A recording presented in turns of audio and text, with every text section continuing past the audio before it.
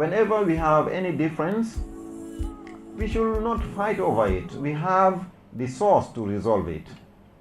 The source to resolve it is to go back to the Quran and the Sunnah of the Prophet ﷺ. You telling me I'm not supposed to do something, bring me the hadith. Point the ayah to me. I will not have any argument with you. Because in that I will be disputing the command of Allah. I will be disputing with the messenger of Allah. If a clear hadith, authentic, is narrated to me, I have no choice but to submit to it. And then Allah created people and made us different. He said He has created you in different nations and tribes so that you recognize one another. You will complement one another. It doesn't mean you have to make everybody be like you.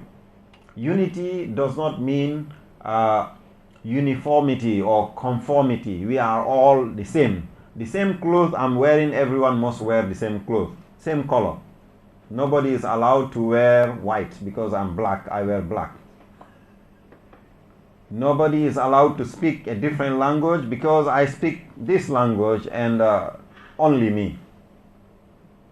Allah subhanahu wa ta'ala created those differences. We should accept them and get to know this is the reality Allah subhanahu wa ta'ala in His ultimate wisdom choose for mankind. He created us in different nations and tribes.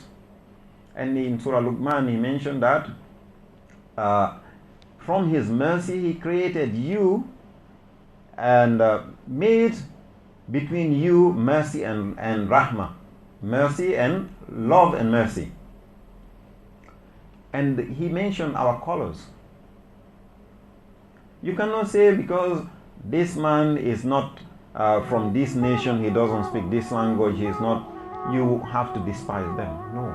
You have to understand the limit, that this is the limit of Allah subhanahu wa ta'ala.